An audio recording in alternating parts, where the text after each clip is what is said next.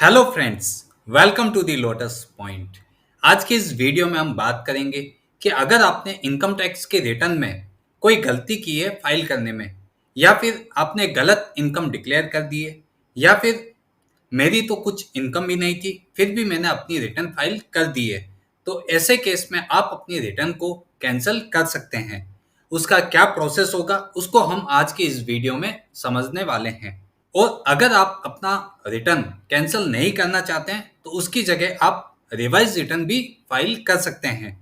आज की इस वीडियो में हम दोनों ही ऑप्शन के बारे में समझने वाले हैं, तो इस वीडियो को पूरा अंत तक जरूर देखिए। इसका कोई भी पार्ट आप एस्केप मत कीजिए। आज के समय में टैक्स पेयर को जो सबसे बड़ी दिक्कत आती है वो है अपना आईटीआर का फॉर्म कैसे चूज करें, किस प्रकार हम अपना आईटीआर का सही फॉर्म जान सकते हैं। इसमें बहुत सारे लोग गलती कर देते हैं, तो इसके लिए भी आप हमारे चैनल पे इनकम टैक्स की जो प्लेलिस्ट बनी है उस पे जाके हमारी सारी वीडियोस को आप देख सकते हैं, उनको समझ सकते हैं कि आपके लिए कौन सा फॉर्म सही है। और साथ ही में हमने हमारी वीडियोस में ऐसी आसान भाषा में आपको समझाया है जिसको देख के आप अपना आईटीआर का फॉर्म भी सही से चूज कर सकते हैं और अपना खुद आईटीआर भर सकते हैं, वो भी फ्री ऑफ कॉस्ट। तो उसके लिए आप हमारी प्लेलिस्ट पे विजिट कर सकते हैं। तो अब हम समझते हैं कि अगर आपने आईटीआर की रिटर्न फाइल कर दी है तो उसे आप कैंसिल या फिर डिस्कार्ड कैसे कर सकते हैं उसको हम समझते हैं। तो वहां पे दो केसेस है, अगर आपने अपने आईटीआर को ई वेरीफाई करवा दिया है या फिर आपने अपने आईटीआर को ई वेरिफिकेशन नहीं किया है। ई वेरिफिकेशन का प्रोसेस क्या होता है उसको भी हम यहाँ पे समझने वाले हैं। तो आपको ये ध्यान रखना होता है कि अगर आपने अपनी आईटीआर को फाइल कर दिया है तो आपको 30 डेज के अंदर ई वेरिफिकेशन का प्रोसेस कंप्लीट करवाना होता है। तो ई वेरिफिकेशन का जो प्रोसेस होता है वो दो मोड्स में अवेलेबल होता है, एक ऑफलाइन और सेकंड ऑनलाइन मोड्स।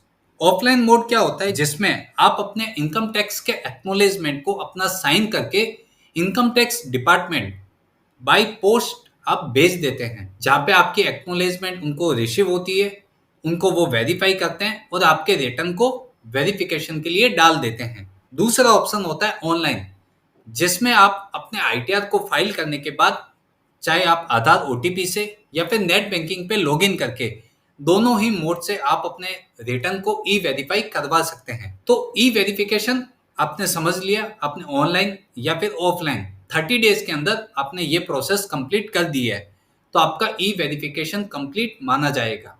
बट अभी हम बात कर रहे हैं कि आपने अपने आईटीआर को तो भर दिया है, जहाँ पे आपने ई वेरिफिकेशन अभी तक कंप्लीट नहीं किया है, तो उस केस में आप अपने रिटर्न को कैसे डिस्कार्ड या फिर कैंसिल करेंगे उसको हम ऑनलाइन समझते हैं।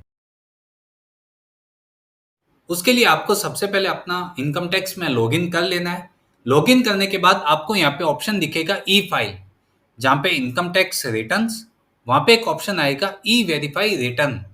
उस पे आप जैसे ही टिक करेंगे तो वहाँ पे एक पॉपअप आएगा no record found for the entire period. जो ई वेरिफिकेशन के लिए अभी तक पेंडिंग है तो उनकी लिस्ट आपको यहाँ पे शो होगी। अभी हम यहाँ पे देख सकते हैं कि हमारे कोई भी रिटर्न्स यहाँ पे लिस्ट में शो नहीं हो रहा है। यहाँ पे जो इनकम टैक्स में नई सेक्शन आई है कि आप अपने रिटर्न को डिस्कार्ड या फिर कैंसिल कर सकते हैं, तो उसके लिए आपको ये ध्यान रखना है कि आपका रिटर्न फाइनेंशियल ईयर 2022-23 या फिर इसके बाद के रिटर्न्स होने चाहिए। या फिर आप सिंपल लैंग्वेज में आप समझें कि आप अगर कोई भी रिटर्न 1 अप्रैल 2023 के बाद आप फाइल करते हैं तो उन सभी रिटर्न्स को आप यहाँ पे डिस्कार्ड या फिर कैंसिल कर सकते हैं। जैसे ही आप 22-23 या फिर उसके आगे के रिटर्न्स आप फाइल करते हैं जो ई वेरिफिकेशन के लिए अभी तक पेंडिंग है, तो उनकी लिस्ट आपको यहाँ पे शो होगी। उन रिटर्न को आप सेलेक्ट करके यहाँ पे आपके पास एक ऑप्शन आएगा, उन रिटर्न्स को आप यहाँ पे डिस्कार्ड कर सकते हैं। आपको डिस्कार्ड करने के पहले आपको एक ऑप्शन पूछेगा कि आपने अभी तक अपना ई वेरिफिकेशन का प्रोसेस कर दिया है या फिर आपने ई वेरिफिकेशन के लिए अपना एक्नॉलेजमेंट का कॉपी इनकम टैक्स डिपार्टमेंट में कोरियर कर दिया है। तो यहाँ पे आपको ये ध्यान रखना है कि अगर आपने वो पोस्ट कर भी दिया है तो भी आप इस ऑप्शन को अवेल नहीं कर पाएंगे। तो आपको हमेशा ध्यान रखना है कि आपने अपना ई वेरिफिकेशन का प्रोसेस चाहे वो ऑनलाइन हो या फिर ऑफलाइन हो, दोनों ही मोड में स्टार्ट या फिर कंप्लीट नहीं कर दिया है। उसके बाद एक और चीज आपको ये ध्यान रखनी है कि अगर आपने एक बार इस ऑप्शन को अवेल कर लिया है और आप चाहते हैं कि मैं इस ऑप्शन को वापस से रिवर्स करूं, तो वो चीज पॉसिबल नहीं होगी। तो आप एकदम ध्यान से, आप एकदम करेक्ट हैं तभी आप इस ऑप्शन को चूज करें और अपने आईटीआर को डिस्कार्ड या फिर कैंसिल कर सकते हैं। डिस्कार्ड होने के बाद जब भी आप उस साल का रिटर्न फाइल करेंगे तो वो आपका फ्रेश रिटर्न ही या फिर ओरिजिनल रिटर्न ही कहलाएगा। तो आपको ये ध्यान रखना है कि अगर आपने एक बार इस ऑप्शन को अवेल कर लिया है तो आप इसको रिवर्स नहीं कर पाएंगे। और सेकंड ये है कि आप फाइनेंशियल ईयर 2022-23 या फिर इसके बाद के ही रिटर्न्स को आप डिस्कार्ड या फिर कैंसिल कर सकते हैं। अब सेकंड ऑप्शन आता है कि आपने ई वेरिफिकेशन के प्रोसेस को भी कंप्लीट कर लिया है। आजकल ऑनलाइन आप जैसे ही अपना आईटीआर फाइल करते हैं, आप आधार ओटीपी से या फिर नेट बैंकिंग से आप अपने प्रोसेस को कंप्लीट कर सकते हैं। तो हो सकता है कि आप अपने ई वेरिफिकेशन के प्रोसेस को कंप्लीट कर दिया हो।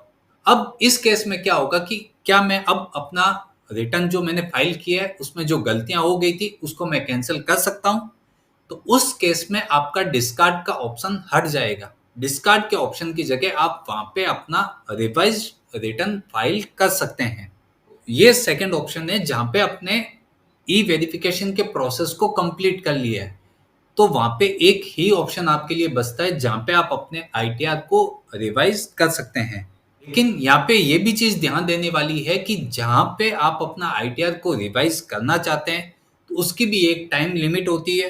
वो टाइम लिमिट के अंदर ही आप अपने रिटर्न को रिवाइज कर सकते हैं। उस टाइम लिमिट के आगे जाके आप अपने रिटर्न को कभी भी रिवाइज नहीं कर पाएंगे। तो उस केस में आपका डिस्कार्ड का भी ऑप्शन चला जाएगा और आप अपने रिटर्न को रिवाइज भी नहीं कर पाएंगे, वो भी ऑप्शन आपका चला जाएगा।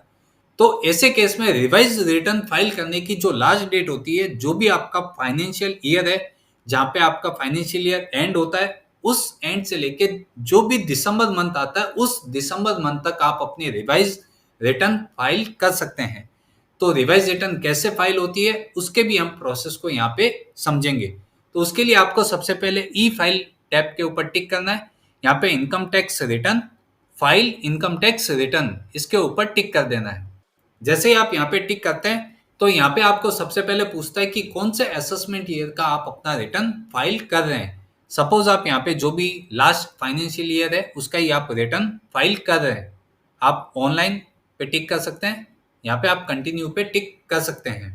अगर आपने करंट फाइनेंशियल ईयर का आपने रिटर्न फाइल नहीं किया है तो आपको सबसे पहले ओरिजिनल रिटर्न आपको फाइल करना होगा। उसके बाद ही यहाँ पे आपके लिए ऑप्शन आएगा जहाँ पे आप अपने रिटर्न्स को रिवाइज कर सकते हैं। अगर आपने रिटर्न में कोई मिस्टेक कर दी है, सपोज आपने इनकम 2 बार डिस्क्लोज कर दी है या फिर आपने अपनी फादर या मदर की इनकम को भी आपने अपने रिटर्न में फिर से शो कर दी है, या फिर कुछ दूसरी एरर्स या कुछ मिस्टेक्स हो सकती है जिसके लिए आप अपने रिटर्न को रिवाइज करना चाहते हैं, तो उस केस में आप यहाँ पे अपने रिटर्न को सेलेक्ट करके आप यहाँ पे प्रोसेस कर सकते हैं।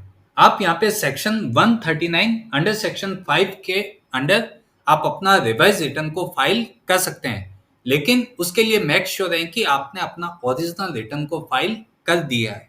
जब भी आप अपना रिवाइज रिटर्न फाइल करते हैं तो उस केस में क्या होता है कि जो भी आपका लास्ट रिवाइज रिटर्न होगा उसको ही आपका फाइनल सबमिशन माना जाएगा। जहां पे भी आपको कहीं पे लोन के लिए या फिर अदर डॉक्यूमेंट्स के लिए आपको आईटीआर के डॉक्यूमेंट्स देने होते हैं, वहां पे आपको जो लास्ट रिटर्न आपने फाइल किया है उसका ही आपको एक्नॉलेजमेंट नंबर और आपको आईटीआर का फॉर्म डाउनलोड करके देना होगा।